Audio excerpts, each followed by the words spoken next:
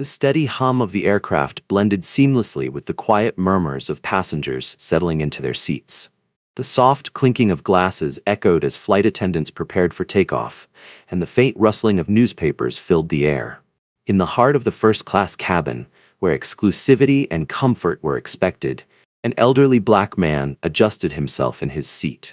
His movements were slow yet deliberate, his gaze drifting calmly across the cabin, taking in his surroundings.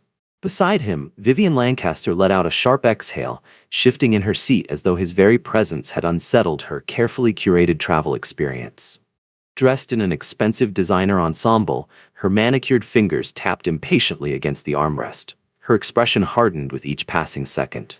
To her, first class wasn't just a service. It was a statement, a declaration of status, an unspoken assurance that she would be surrounded by the right kind of people. But today, that expectation had been shattered. At first, she responded the way people like her always did, with subtle but unmistakable displays of disdain. A pointed glance, a heavy sigh. The deliberate way she angled her body, creating as much distance as possible, as if merely sitting beside this man was beneath her. But when that wasn't enough, when he remained undisturbed by her passive hostility, she escalated. Her words became sharper, her actions bolder. And with every passing moment, she chipped away at his dignity, fully confident that no one would stop her. And she was right. The flight attendants hesitated, uneasy but unwilling to intervene. The other passengers glanced up briefly before quickly looking away, choosing silence over confrontation. He was alone, surrounded by people who had decided he was not their problem. What Vivian Lancaster failed to consider, what she never even imagined, was that every insult, every condescending remark, and every cruel display of entitlement was pushing her toward a reckoning. She believed she was untouchable. She assumed he was powerless. She had no idea who he really was. And by the time she realized, it would be far too late. Would you have spoken up? Or would you have remained silent like the others? Where are you watching from? Comment below, like, and subscribe for more powerful stories that prove why the truth always prevails. Vivian Lancaster strutted into the first-class cabin as if she owned the entire airline. The sharp click of her designer heels against the polished floor announced her arrival. With precise movements, she adjusted the luxurious silk scarf draped over her shoulders, exuding an air of confidence. But it wasn't the confidence of self-assurance. No, hers was the confidence of entitlement, the belief that the world should cater to her whims, that anything less than absolute deference was an insult to her status. She paused at the entrance of the cabin, her gaze sweeping across the passengers with a practiced sneer. She evaluated them, mentally sorting who belonged and who in her mind clearly did not. As she pulled off her oversized sunglasses, her eyes landed on an elderly black man seated near the window, her lips curled in distaste. He was dressed neatly, his suit well-maintained but showing signs of age, the kind of attire that suggested he had once been someone important, but in her eyes had long since faded into irrelevance. Vivian scoffed, muttering under her breath just loud enough for nearby passengers to hear. First class just isn't what it used to be. At the front of the cabin, a young flight attendant named Rachel Hayes caught sight of Vivian's expression and immediately braced herself. She had dealt with passengers like her before. Entitled, demanding, always on the lookout for something to complain about. Forcing on her most professional smile, Rachel stepped forward. "Good afternoon, Miss Lancaster. Welcome aboard. May I assist you with your seat?" Vivian barely acknowledged her. With an air of impatience, she waved her off. "I know where my seat is," she snapped, stepping forward with deliberate elegance. But as she reached her designated seat, her expression shifted. She froze as she realized who she'd be sitting beside. The elderly man sat calmly, flipping through a newspaper, seemingly oblivious to her growing irritation. Her jaw tightened. She turned sharply to Rachel, her voice dripping with condescension. "Is this some kind of mistake?" Rachel frowned. "I'm sorry, ma'am." Vivian gestured toward the elderly man without even looking at him. "Him? Are you sure he's supposed to be here?" Rachel's stomach twisted. "Yes, ma'am. His ticket is confirmed for first class, just like yours." Vivian crossed her arms, scoffing in disbelief. "I find that hard to believe." Her voice carried just enough volume to ensure nearby passengers heard her. "First class used to be exclusive. Now it seems like just anyone can get in." Theo Bennett slowly turned his head, his gaze meeting Vivian Lancaster with quiet patience. He didn't react to her words, didn't flinch under her scrutiny. Instead, he simply folded his newspaper with care and offered a polite nod. "Good afternoon, ma'am." Vivian ignored him entirely. She turned to Rachel Hayes, her voice sharp with entitlement. "I want a different seat." Rachel hesitated. She knew exactly where this was going. "I'm sorry, Miss Lancaster, but first class is full. There are no other available seats." Vivian let out an exaggerated sigh, shaking her head as if she had just been handed devastating news. "You can't be serious. You expect me to sit next to—" She trailed off, lips pursing as if the thought alone was unbearable. She squared her shoulders. "Fine. But if he causes any problems, I expect you to move him." Rachel bit her tongue and gave a tight nod. "Let me know if you need anything." She turned away quickly, knowing full well that this wouldn't be the last time Vivian Lancaster had something to say before takeoff. Vivian dropped into her seat with a dramatic exhale, as if she were enduring some great burden. She slid her expensive handbag off her shoulder and carelessly tossed it onto the seat between them, its edge overlapping Theo's armrest. If she expected him to move or complain, he didn't. Instead, Theo simply adjusted his posture slightly and returned to his newspaper, his expression composed, unbothered. That only irritated Vivian more. As passengers continued boarding, she pulled out her phone, her manicured fingers flying across the screen. She sent a message to one of her equally pretentious friends. "First class is going downhill, sitting next to some old man who clearly doesn't belong. I swear, they'll let anyone in these days." Every so often she cast glances at him, waiting for him to do something, anything that would confirm her belief that he didn't belong here. But he remained still, calm, unshaken. And perhaps that was the greatest insult of all. He wasn't intimidated by her. He wasn't seeking her approval. He wasn't reacting the way she expected.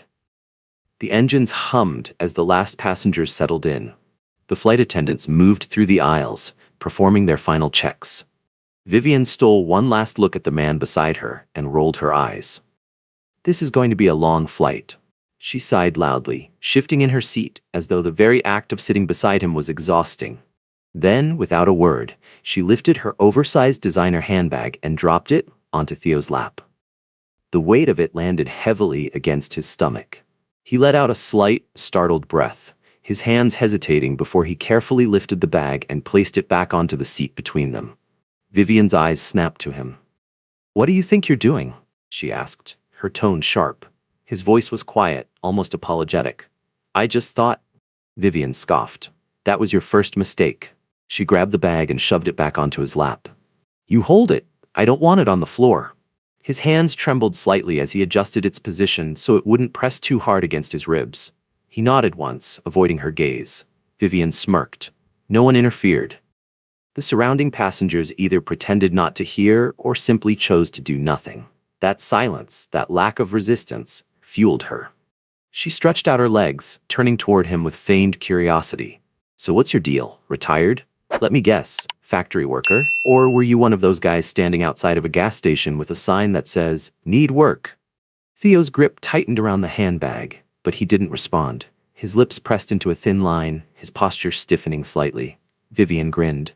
"Oh, come on, don't get shy now. What did you used to do?" The old man swallowed hard. "I worked in—" Vivian cut him off. "Let me guess, bus driver?" She let out a snicker. "Or were you one of those people wiping down tables at a diner for tips?" A passenger a few rows away coughed awkwardly. Still, no one intervened. Theo's face flushed slightly. His fingers curled around the handbag strap, his shoulders tense. Slowly, he turned his head, his weary eyes searching for Rachel, the flight attendant. His expression wasn't defiant. It was pleading. "Help me." Rachel hesitated for half a second. Then she looked away.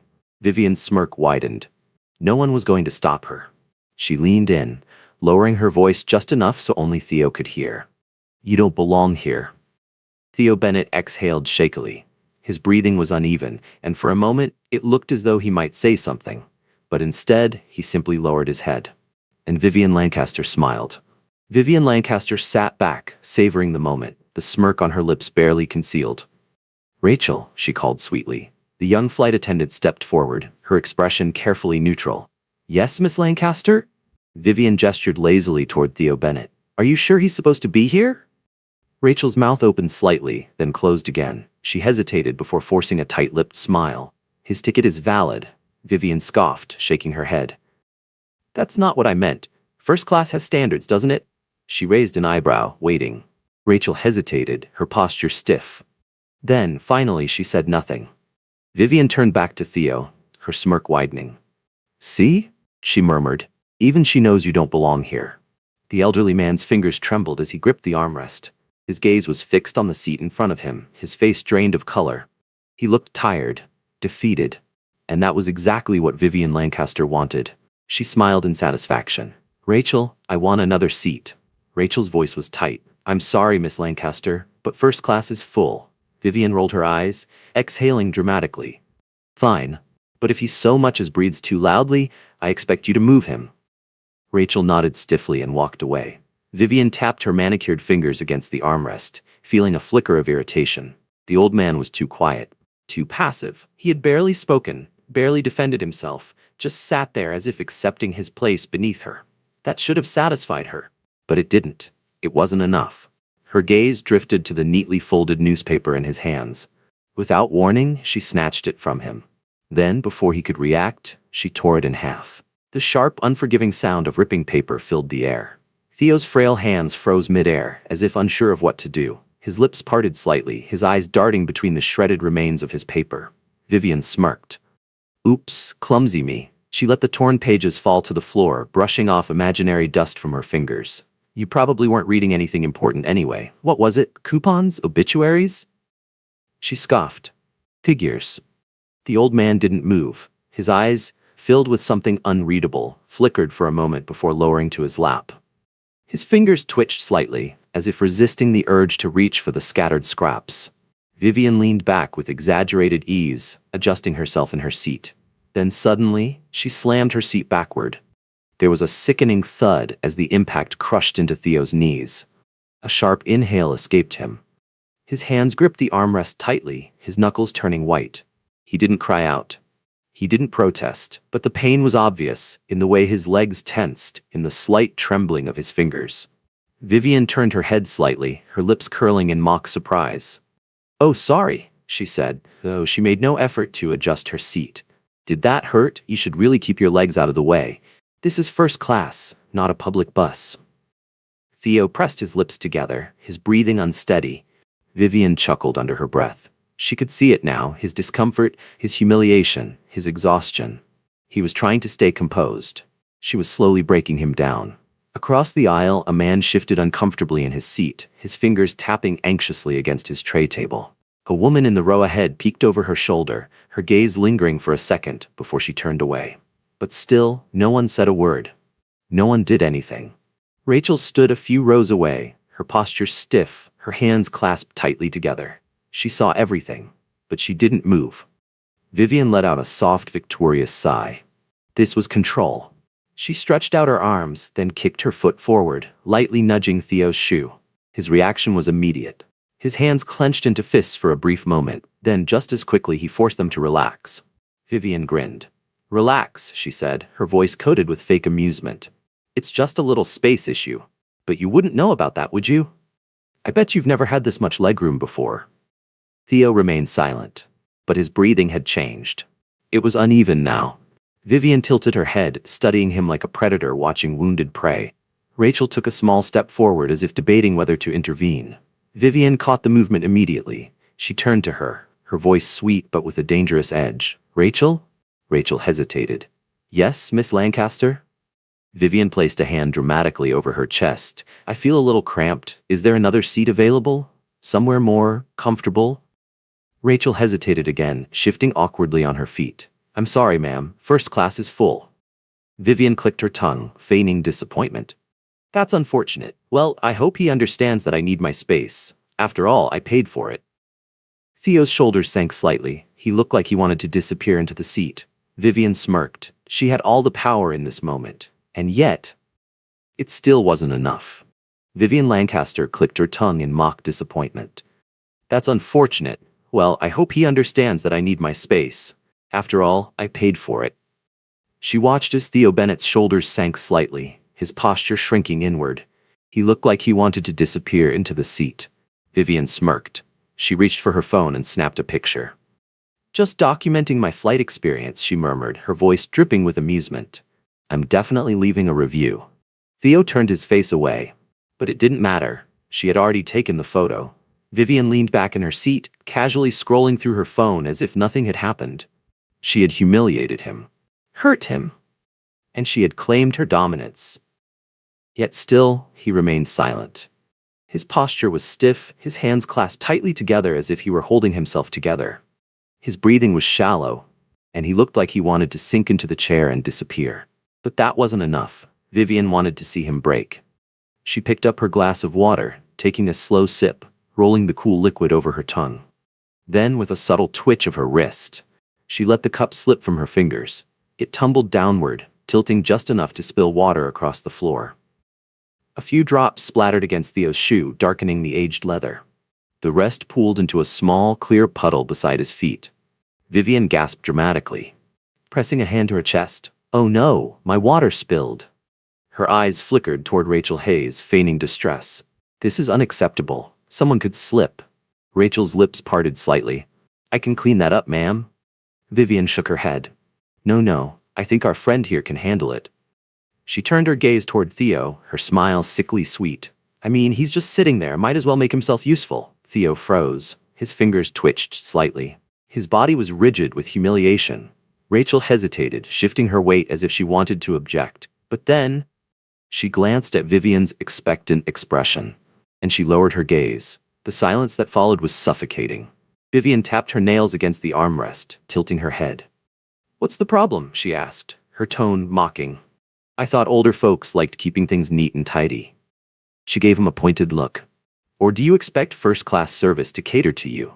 For a moment, Theo remained completely still. Then, slowly, his hands unclasped, his shoulders hunched slightly, and he leaned forward. With trembling fingers, he reached down, gripping a napkin. His hands shook as he dabbed at the water on the floor. The motion was slow, deliberate, painful. Vivian smirked. "Finally."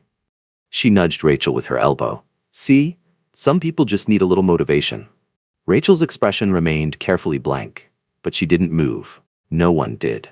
Theo's knees strained as he wiped the puddle, his body folded inward, his head tilted downward in utter submission. Vivian let out a quiet laugh. Then, she reached for a small bag of pretzels from her tray, turning it over in her hand. With a flick of her fingers, she let it slip. The bag hit the floor beside Theo's hand. He stilled. Vivian gasped again. "Oh dear, another mess." She placed a hand over her mouth, feigning concern. "Since you're already down there, why don't you take care of that too?" Theo's shoulders tensed. His fingers clenched around the napkin. His breathing was shaky, uneven. But he didn't move. Vivian clicked her tongue. "Come on, it's just a few crumbs." Her voice was teasing. "You wouldn't want to leave a mess behind, would you?" A choked silence filled the space between them. Theo's head lowered even further. And then, finally, he reached for the bag. Vivian's grin stretched wider. Rachel turned her face away. The humiliation was complete. But Vivian wasn't done. She leaned in slightly, her voice a hushed whisper meant only for him. "See? This is where you belong." Theo gripped the armrest as he slowly sat back up, his shoulders shaking slightly. Vivian sat back fully satisfied. She lifted her phone again and snapped another picture. She had won. But just as she was about to type another cruel message, she felt something shift. She glanced up. Her gaze swept across the cabin. The passengers were still silent, still passive, but something was different.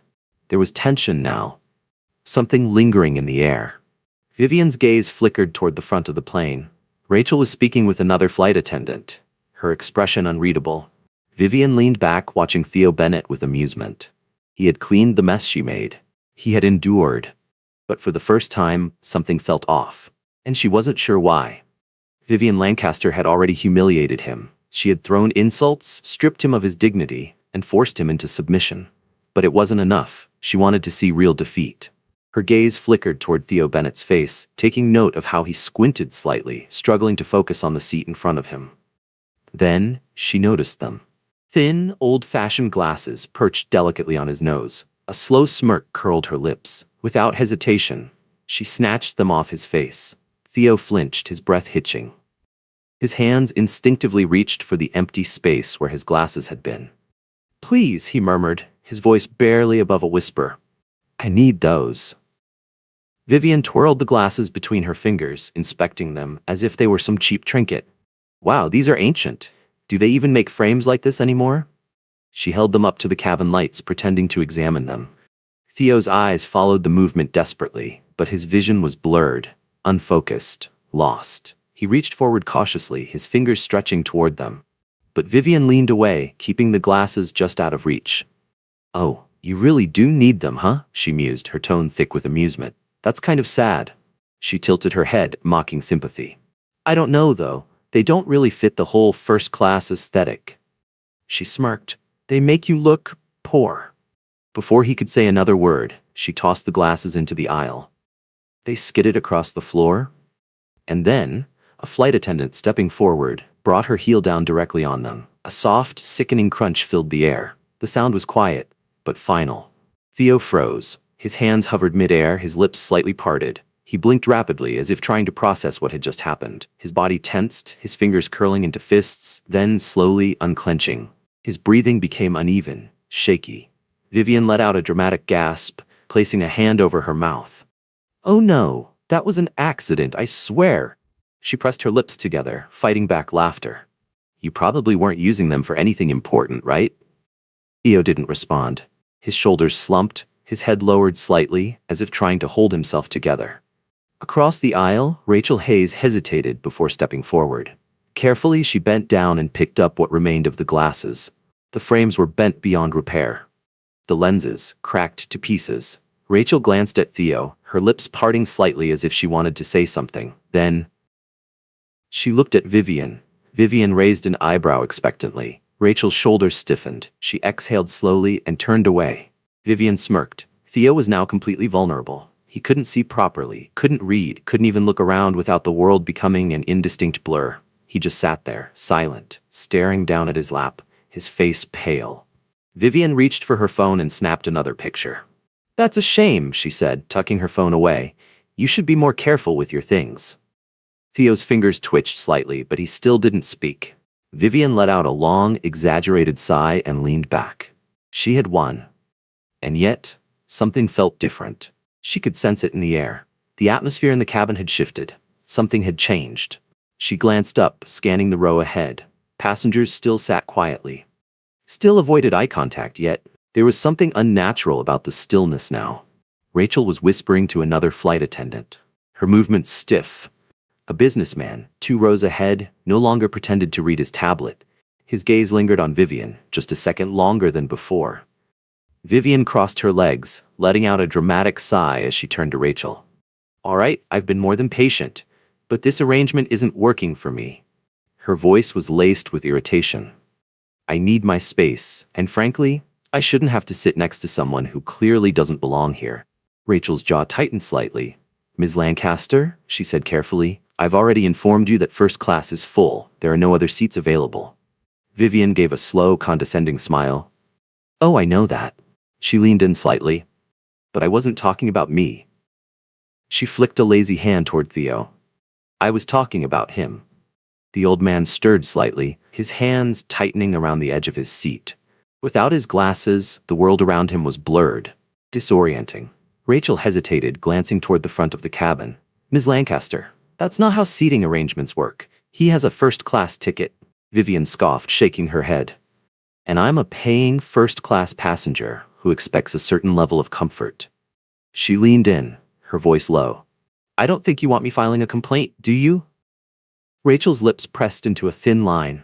She turned to Theo, exhaling slowly. Sir, would you be willing to move to another seat in economy? Theo's body tensed, his fingers curled slightly, his breathing uneven. I have a ticket for this seat.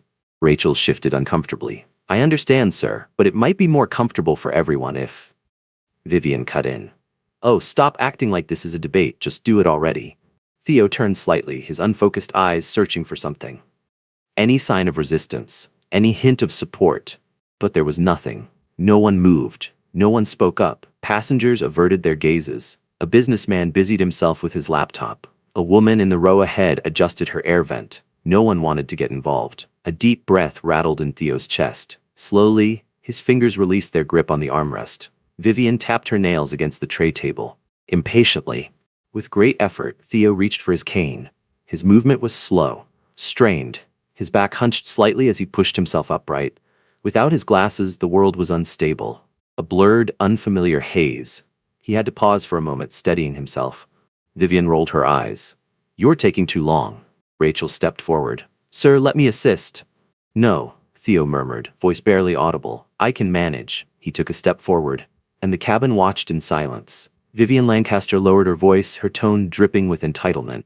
"And I'm a valued first-class passenger who spends good money flying this airline.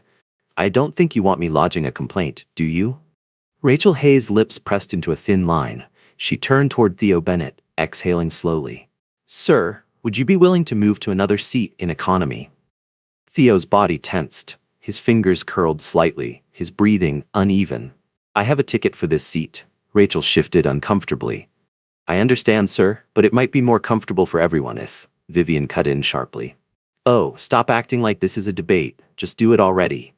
Theo turned slightly, his unfocused eyes searching for something, for someone. Any sign of resistance, any hint of support. But there was nothing. No one moved. No one spoke up. Passengers averted their gazes. A businessman busied himself with his laptop. A woman in the row ahead adjusted her air vent. No one wanted to get involved. A deep breath rattled in Theo's chest. Slowly, his fingers released their grip on the armrest. Vivian tapped her nails against the tray table impatiently. With great effort, Theo reached for his cane. His movement was slow, strained, his back hunched slightly as he pushed himself upright. Without his glasses, the world was unstable, a blurred, unfamiliar haze. He had to pause for a moment, steadying himself. Vivian rolled her eyes. "You're taking too long." Rachel took a step forward. "Sir, let me assist." "No," Theo murmured, voice barely audible. "I can manage." He took a step forward. His foot wavered slightly. For a brief moment, it seemed as though his knees might buckle. His fingers trembled as they tightened around the cane. He moved carefully, too slowly, as if each step required every ounce of his strength. Vivian let out a quiet laugh under her breath. As he stepped into the aisle, another flight attendant approached, ready to guide him toward economy. Vivian stretched her arms, settling deeper into her seat.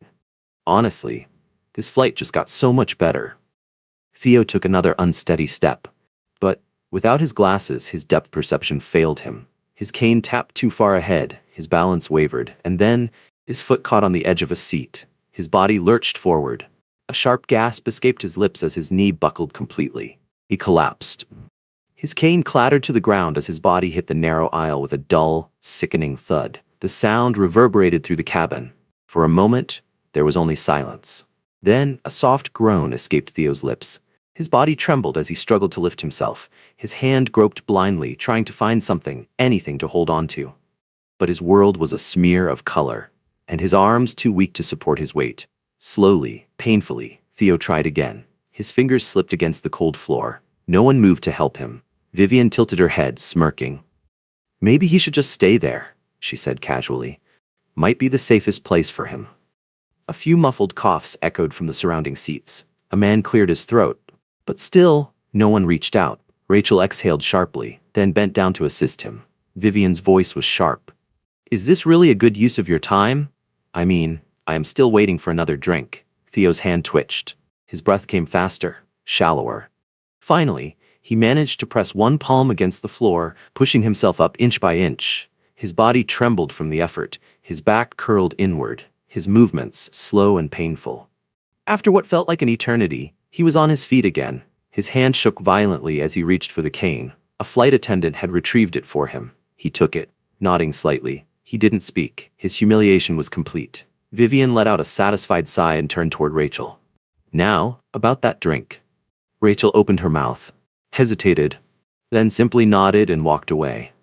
The old man was led toward economy. His steps were even slower now, his cane tapping rhythmically against the floor. He did not look back. Vivian leaned back, stretching comfortably. She adjusted her seatbelt, crossing her legs as she glanced toward the back of the plane. Theo was now settled in one of the worst seats on the aircraft. A narrow, stiff-backed chair right next to the restroom. He looked smaller there, hunched slightly, his hands resting on his lap, as if he was afraid to touch anything around him. A smug grin spread across Vivian's face. She lifted her hand. and waved mockingly in his direction. Vivian Lancaster lifted her hand and waved mockingly in his direction. Hope you enjoy the view. And don't forget to say hello every time you shuffle back and forth to the bathroom. Her voice carried effortlessly through the cabin, loud enough for the surrounding passengers to hear. But Theo Bennett gave no indication that he had heard her. He didn't move, didn't react.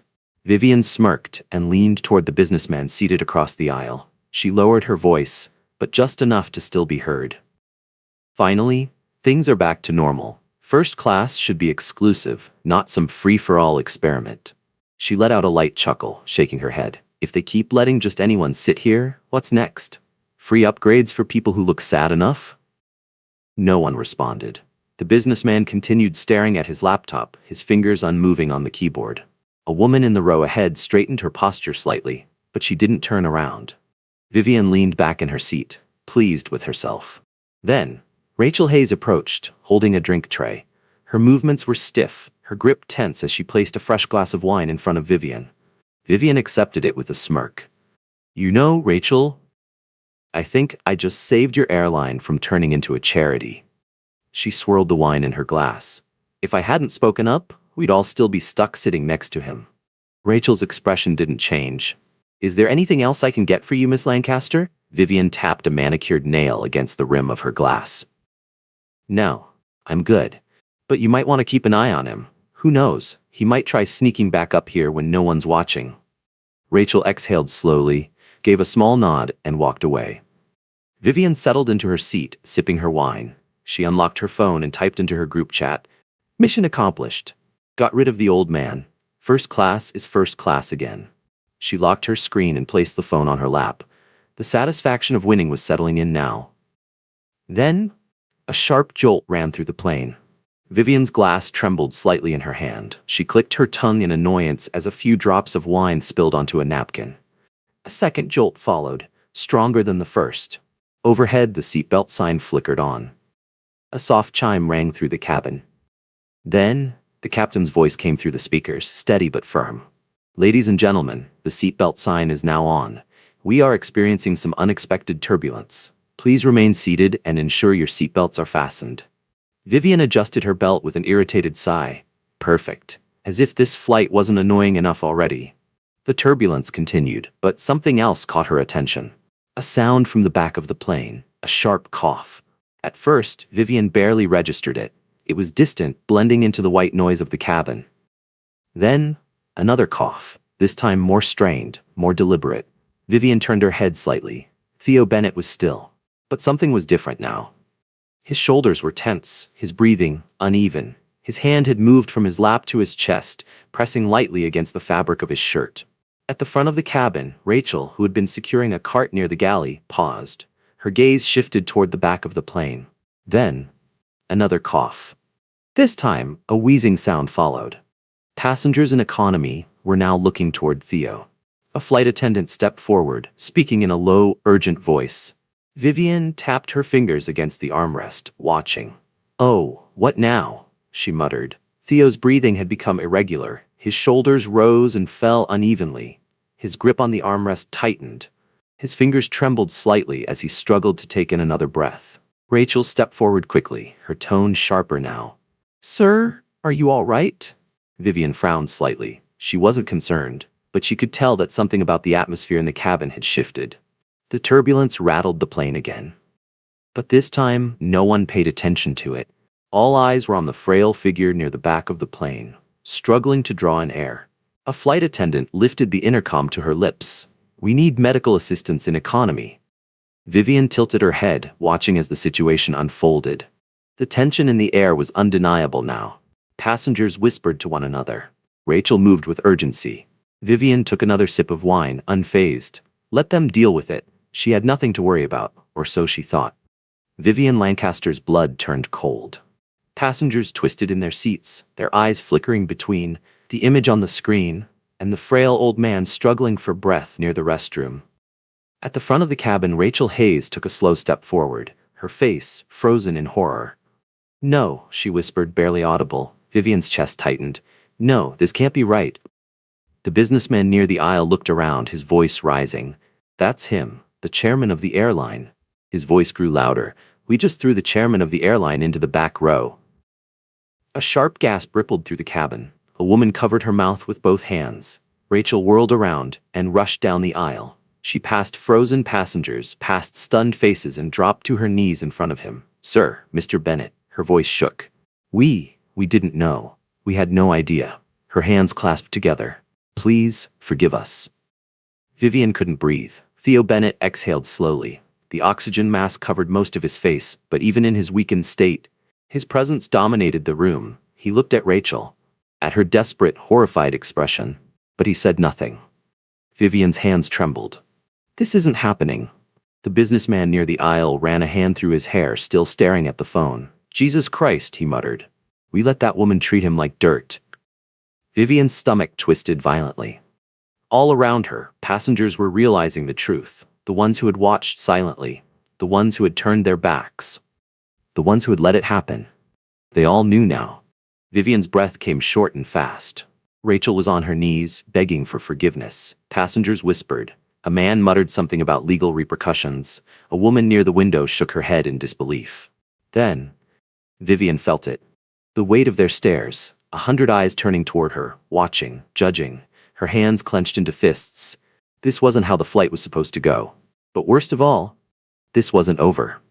Her chest tightened as she watched Rachel, a once powerful flight attendant, now reduced to pleading. Around the cabin, passengers murmured. Some pulled out their phones to record. Others simply stared at Vivian, their faces a mixture of disgust and contempt. Vivian's mind raced, trying to grasp the full extent of what had just happened. But before she could process it, a sudden chime echoed through the plane's speakers. The captain's voice came over the intercom, steady yet laced with an undeniable sense of urgency. "Ladies and gentlemen, we have received an executive order from Imperial Air Headquarters." A heavy pause. Then, regarding passenger Vivian Lancaster, Vivian's heart stopped. The captain continued. "Effective immediately, Miss Lancaster is permanently banned from all domestic and international flights operating within Imperial Air." A suffocating silence filled the cabin. Then, a man a few rows ahead laughed under his breath. A woman shook her head in disbelief, muttering, "She deserves it." Vivian's fingers curled into the fabric of her seat. "No," she whispered, shaking her head. "This isn't real." But it was, and it was far from over. Rachel, regaining her composure, straightened up. She turned to Vivian, her expression cold, her voice unwavering. "Ms. Lancaster," she said, each syllable sharp. "As per company orders, you will be relocated for the remainder of this flight." Her once forced patience was gone. Now, her voice carried nothing but authority. Vivian's body refused to move. You can't do this," she stammered. She looked around, searching for support, but all she saw were blank stares and the glow of phone screens recording every second of her downfall. I have rights. I paid for this seat." Rachel didn't flinch. "And now," she said coolly, "you've lost it." Vivian's breathing grew erratic. Her hands trembled as she reached for her phone. She needed to do something to fix this. But before she could even unlock the screen, a passenger across the aisle turned their device toward her. A breaking news alert flashed across the display. Vivian's stomach dropped. A new headline, bold, damning. HOA President Vivian Lancaster exposed. History of racial discrimination uncovered. Her vision blurred as her name flooded the screen.